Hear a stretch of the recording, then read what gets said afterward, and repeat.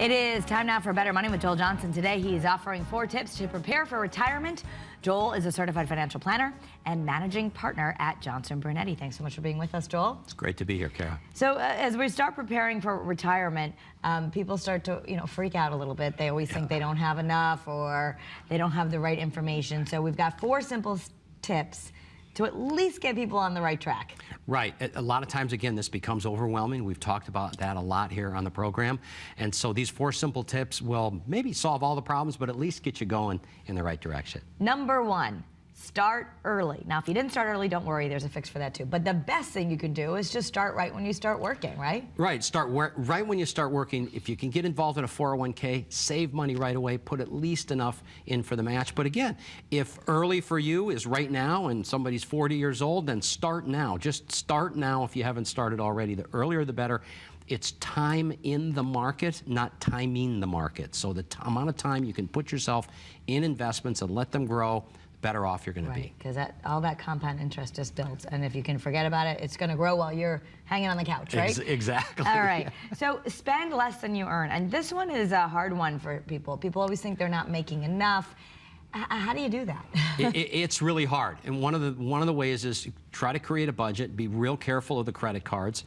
Make sure you're saving money first, right off the top, and then don't borrow money. One of the biggest mistakes we see people make is they buy a brand new car every 2 or 3 years.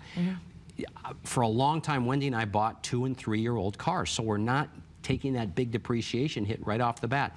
The biggest places people waste money throughout their lives is credit card debt and purchases of cars. Okay. So if you can just eliminate those 2 things. What about leasing? A lot of people like to lease. Leasing still, I mean, if you can afford it, that's great, but a lot of people lease and then they get in trouble with the miles and they have to write a check at the end or buy the car for more than it's really worth. So just be really careful on the car situation. All right, so you want to try and have some years where you don't have those car payments.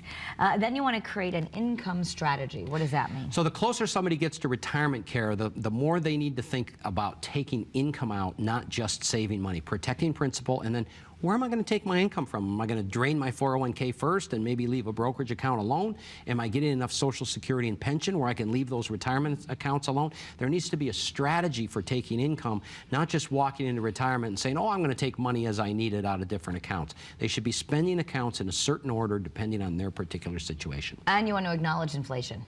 And this is the big one. We're all living longer.